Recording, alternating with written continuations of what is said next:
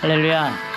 우리 영이신 하나님 앞에 우리가 신령과 진정으로 주님을 사랑한다고, 주님 우리 가운데 임재해달라고, 주님 예배한다고 찬양하면서 나가기 원합니다.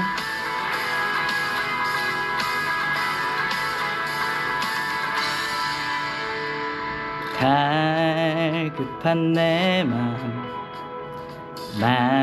만지시는 주, 사랑과 노래 드리기 원합니다. 주 사랑해요, 주 찬양해요. 높고 거룩한 주 날 만져주시니 이전과 같지 않으리. 주 사랑해요, 영원히 찬양해 예수. 신령과 진정으로 경배드려요. 주 사랑해요, 영원히 찬양해 예수. 신령과 진정으로 경배드려요.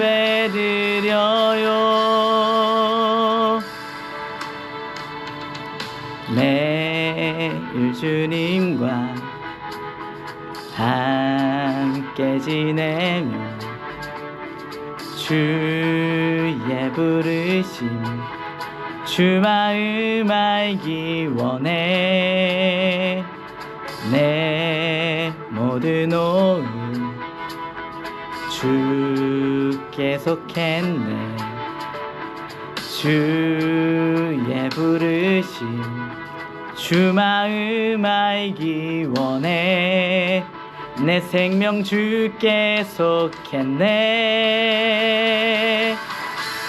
주 사랑해요, 영원히 찬양해 예수. 신령과 진정으로 경배드려요. 주 사랑해요, 영원히 찬양해 예수. 신령과 진정으로 경배드려요. 주 사랑해요, 영원히 찬양해 예수. 신령과 진정으로 경배드려요. 주 사랑해요, 영원히 찬양해 예수. 신령과 진정으로 경배드려요.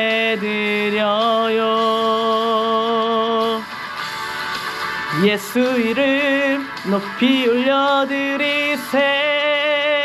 한 목소리로 소리 높여 모두 외치세. 주 사랑해요, 영원히 찬양해 예수. 신령과 진정으로 경배드려요. 주 사랑해요, 영원히 찬양해 예수. 신령과 진정으로 경배드려요. 아멘. 영원히 찬양받으실 주님 찬양합니다. 할렐루야. 할렐루야. 우리 다같이 사도신경 하심으로 신앙고백 들으시겠습니다. 전능하사 천지를 만드신 하나님 아버지를 내가 믿사오며 그 외아들 우리 주 예수 그리스도를 믿사오니 이는 성령으로 잉태하사 동정녀 마리아에게 나시고 본디오 빌라도에게 고난을 받으사 십자가에 못 박혀 죽으시고 장사한 지 사흘 만에 죽은 자 가운데서 다시 살아나시며 하늘에 오르사 전능하신 하나님 우편에 앉아 계시다가 거기로부터 산자와 죽은 자를 심판하러 오시리라. 성령을 믿사오며 거룩한 공교회와 성도가 서로 교통하는 것과 죄를 사하여 주시는 것과 몸이 다시 사는 것과 영원히 사는 것을 믿사옵나이다. 아멘. 할렐루야. 우리 그리운 라이트처치 성도님들 다들 잘 지내고 계시죠? 지난주 예배 드리는데 이제 카메라가 회중석을 비추더라고요. 참 반가운 얼굴들을 볼 수 있어서 참 좋았습니다. 우리가 하나가 된다는 것은 많은 에너지가 필요하기도 하죠. 나를 내려놓기도 해야 되고 양보하기도 해야 되고 다른 사람들의 나와 다름을 수용해야 되는 어려움들이 있지만, 그럼에도 우리가 하나 되었을 때 누릴 수 있는 또 기쁨과 위로와 또 힘이 있습니다. 우리 라이드 처치가 정말 하나님 안에서 그 하나됨의 유익함들을 많이 누릴 수 있는, 또 그것을 누리기 위한 수고를 아끼지 않는 그런 귀한 공동체 되기를 주님의 이름으로 축원드립니다.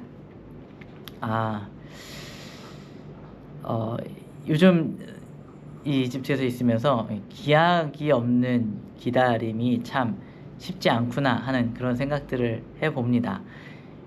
하나님께서 고 이렇게 하실 때까지 이렇게 기다려야 되는데, 이 기다리는 것이 믿음이구나. 내가 뭔가를 막 앞서서 달려나가는 것도 믿음이지만 이렇게 멈춰서서 기다리는 것 또한 하나의 믿음의 삶의 모습이구나 하는 것들을 깨닫게 되는 것 같습니다. 이 시간들이 혼자였으면 참 어려웠을 텐데 함께 기도해 주시는 많은 분들이 있었기 때문에 또 그 중보의 힘으로 이겨낼 수 있는 것 같습니다. 함께 기도해 주시는 이 교회 성도님들께 참 감사를 드립니다.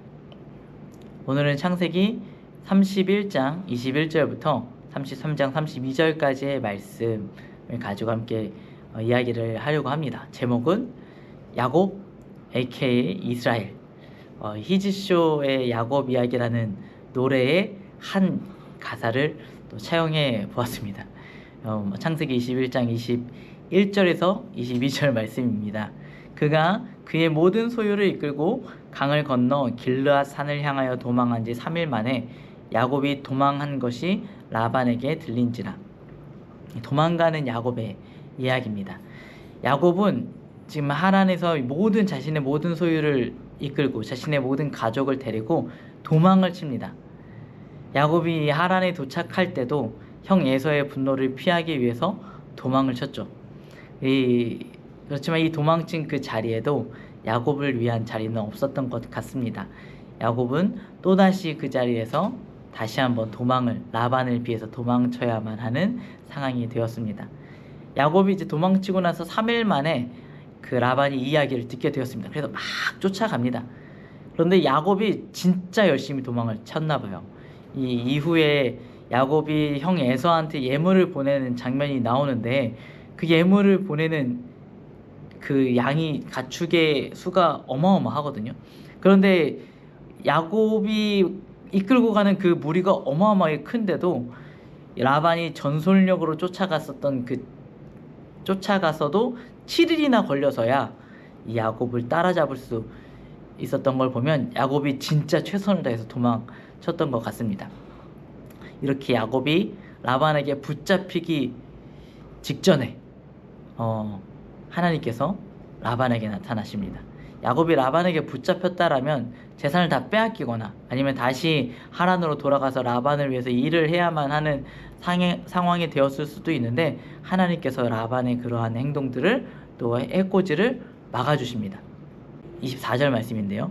밤에 하나님이 아람 사람 라반에게 현몽하여 이르시되 너는 삼가 야곱에게 선악간에 말하지 말라 하셨더니, 이 말만 봐서는 하나님이 라반에게 어떻게 말씀하셨는지 잘 알 수는 없지만 아마 단단히 경고하시고 또 그 경고를 들은 라반이 겁을 먹었던 것 같습니다. 그래서 라반이 야곱을 다 따라잡았음에도 불구하고 야곱을 만나서 그것에 대해서 어떻게 할 수 없는 그러한 상황이 되었습니다. 그래서 너 왜 도망갔냐, 이거 가지고 시비를 걸 수 없으니까 너 왜 내 물건 가져갔냐, 나의 신을 왜 훔쳐갔냐 라고 시비를 걸었습니다.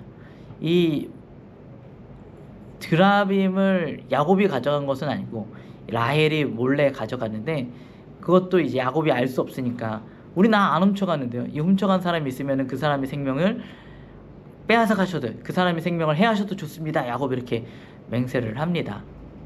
야곱의 경솔한 약속 때문에 사랑하는 라헬이 죽을 위기에 처하게 되었습니다. 그렇지만 이 라헬이 그 기지를 발휘하죠. 드라빔을 깔고 앉아서 내가 이제 지금 월경 중에 있으니 생리 중이니 일어나지 못한다, 이렇게 거짓말을 해서 위기를 넘어갑니다. 이 장면은요, 라반이 섬기고 있는 신이 그 얼마나 무능력한 존재인지를 보여주는 장면이에요. 납치로부터 보호해 주어야 할 신이 오히려 납치를 당하고, 심지어 라헬의 엉덩이 밑에 깔려서 아무것도 하지 못하고 있는 무능력한 모습을 보여주고 있는 것입니다. 우리는 사실 이렇게 우리 눈에 보이고 손에 잡히고 그러한 신들을 좋아하죠. 예전에는 나무와 그 돌로 만든 신들을 섬겼더라면, 요즘에는 돈이라는 신을, 명예라는 신을, 인기라는 신을, 또는 쾌락이라는 신들을 우리가 섬기고 살아가는 것 같습니다. 물론 이런 것들도 진짜 눈에 보이지는 않지만 우리가 실제로 느끼고 있다고, 피부로 닿는 어떤 실체가 있다라고 우리가 생각하면서 살아가고 있잖아요. 우리가 그런 신들을 섬기면서 살아가기를 좋아하고 있어요. 그렇지만 그런 신들이 정말 우리를 보호해주고 정말 우리에게 도움이 필요할 때 도움을 주고 있는가? 그러한 것들은 우리에게 도움을 줄 능력이 없습니다. 어쩌면 우리가 아무 도움이 필요 없다고 생각되어지는 그런 좋은 시절 때에 이 신들이 우리를 도와줬기 때문에 내가 지금 잘 살고 있다라고 생각할지는 모르겠지만, 정말 우리에게 도움이 필요할 때, 정말 우리가 위험에 처했을 때 이러한 돈이나 명예나 우리의 쾌락과 이러한 것들은 우리에게 도움을 줄 능력이 없습니다. 그래서 아무것도 찾지 못하고 라반이 천막에서 나오니까 야곱이 그동안 품고 있었던 이 억울한 감정들, 마음의 이 부정적인 감정들이 막 터져 나왔습니다. 내가 당신을 어떻게 섬겼는데, 내가 당신에게 그렇게 많이 속으면서도 내가 충성되게 당신을 섬겼는데 어떻게 나를 이렇게 여기까지 쫓아와가지고 나를 못 살게 구냐, 이렇게 한탄을 하죠. 사실 이러한 이야기를 하는 건 쉽지 않습니다. 라반이 조금만 나쁜 마음을 품으면 야곱에게 큰 해가 다가올 수도 있습니다. 그럼에도 야곱이 이런 이야기들을 할 수 있었던 것은 이러한 상황이 하나님의 보호하심 가운데 있었기 때문입니다. 사실요, 하나님이요, 라반의 눈을 가려서 야곱을 아예 찾지 못하게 하셨을 수도 있고요, 그냥 야곱에게 가지도 말고 그냥 돌아가라 라고 말씀하셨을 수도 있습니다.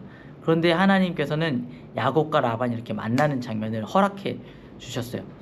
이 만남을 통해서 어떠한 일이 일어났냐면, 야곱 가운데 있었던 이런 부정적인 감정들을 털어놓을 수 있는 그러한 시간들을 가질 수 있었다는 것이죠.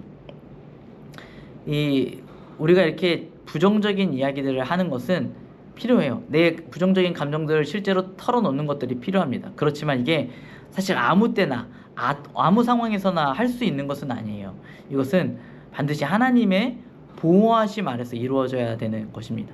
가정 안에서 또는 교회 안에서 또는 어떤 친구 사이의 관계 속에서 내가 가지고 있었던 어떤 안 좋은 감정과 안 좋은 기억들이 있었다라면 그것들을 놓고 우리가 기도하고 하나님께서 그 가운데에 역사해 달라고, 하나님께서 그 가운데에 관여해 달라고 우리가 기도해야 합니다.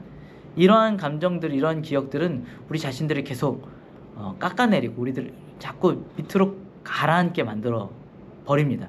이것들을 풀 수 있는 방법과 시기들이 필요해요. 그런 것들을 알려달라고, 또 허락해달라고 하나님께 기도하면서 나아가야만 합니다.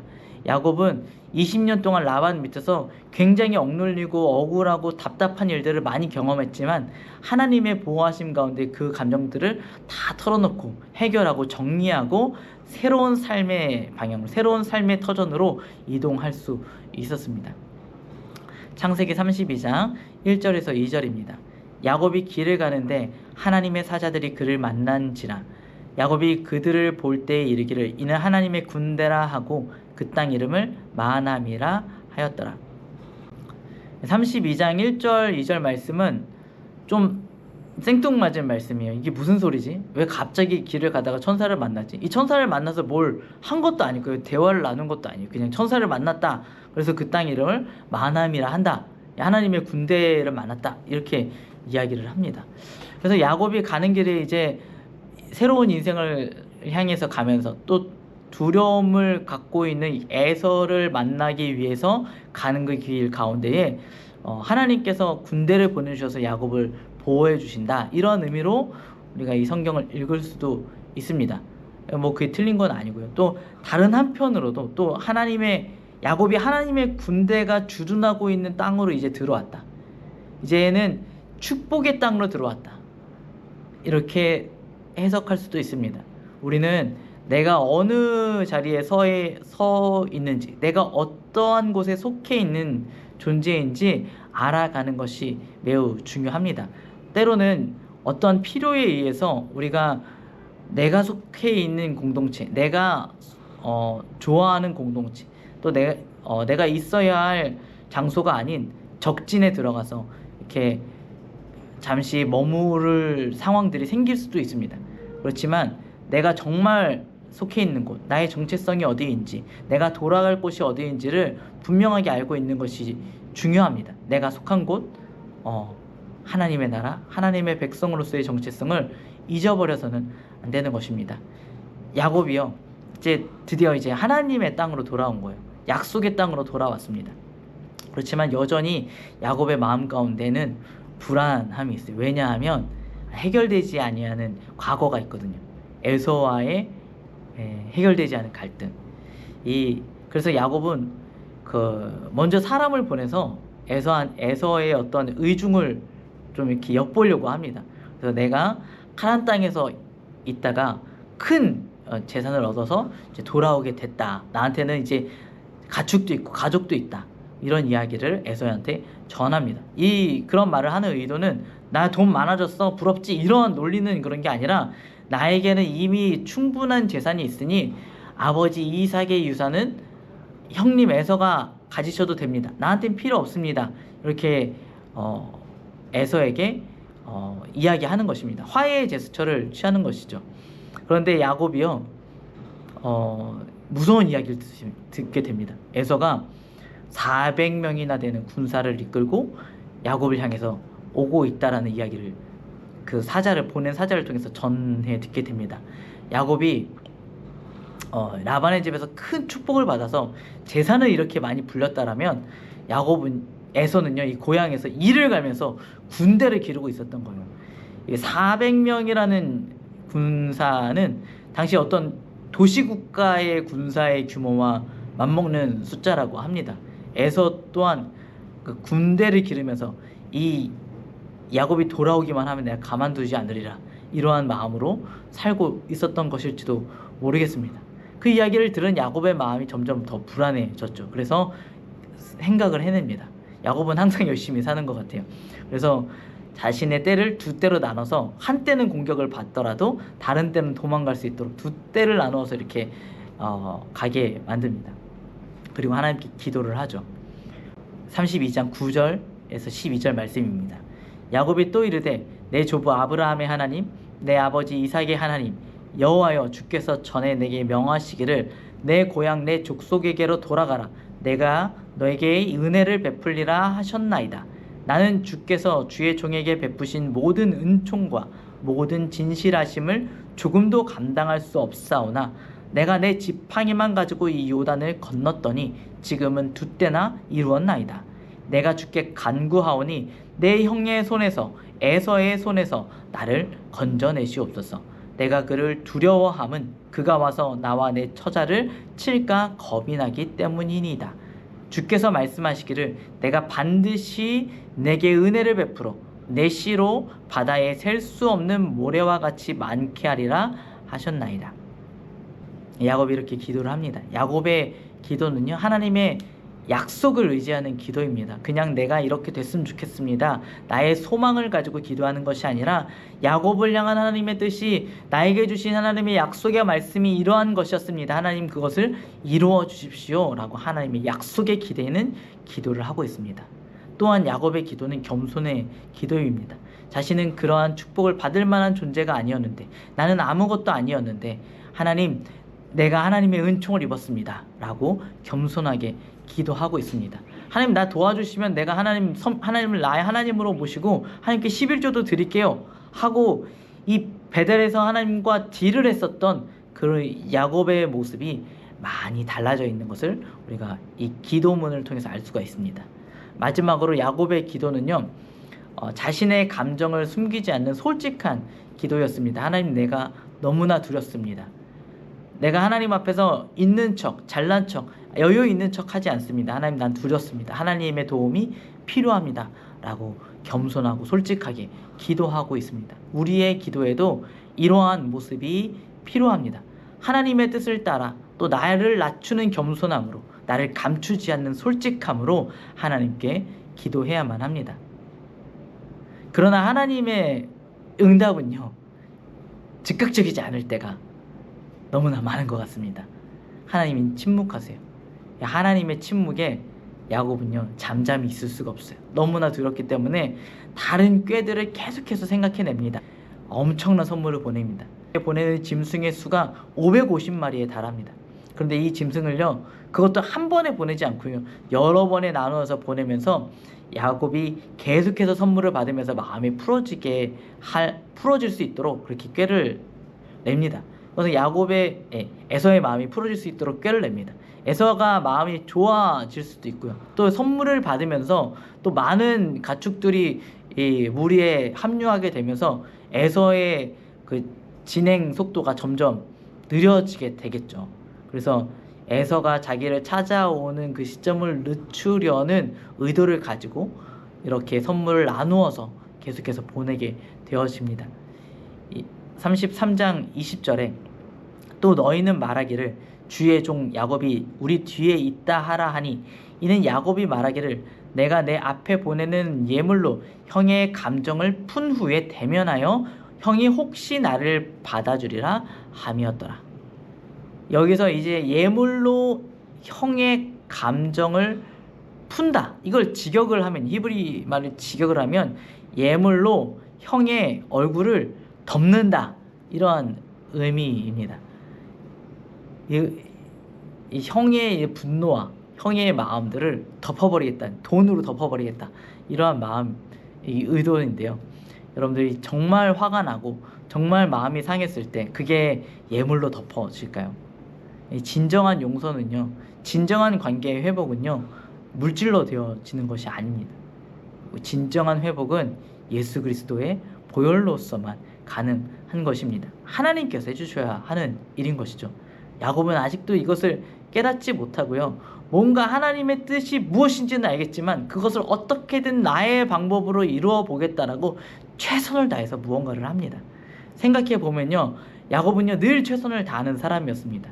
자신이 갖고 싶었던 장자권을 얻기 위해서 어렸을 때부터 계속해서 꾀를 내서 기어코 형의 장자권을 팥죽 한 그릇에 사내고, 또 기어코 꾀를 짜내어서 아버지에게 그 장자의 축복의 기도를 훔쳐서 받아내고, 또 라헬을 얻기 위해서 애쓰고, 또 라반의 밑에서 어떻게든 자신의 재물을 얻어내겠다고, 하나님께서 분명히 전박이들을 주겠다고 했는데 그냥 가만히 있지 않고 나무 껍질을 벗기는 수고를 하면서, 그렇게 야곱은 끊임없이 애쓰고 수고하고 자신의 인생의 문제들과 씨름하면서 그렇게 살아오는 인생이었습니다. 그렇지만 야곱이 했었던 그 모든 최선들은요, 그런 열심들은요, 결과가 그렇게 좋지 않았어요. 더 나쁜 결과로 바뀌어지기 일쑤였습니다. 야곱은요, 그리고 지금도요, 여전히 불안하고 두렵습니다. 가족까지 다 보내고요, 혼자 남아서 야복나루에서 가족들까지 공격을 당하면 나 혼자라도 도망쳐야지, 마지막까지 그런 꾀를 써가면서 혼자서 상황을 지켜보고 있습니다. 야곱의 그러한 나를 의지하는 것을 내려놓지 못하는 연약한 모습이 마지막까지 나와 있는 것입니다. 그런데 그때 어떤 사람이 나타납니다. 야곱은 그 사람이 범상치 않은 사람이라는 것을 한눈에 알아보고 그를 붙들고 축복을 구합니다. 밤을 새서 씨름을 합니다.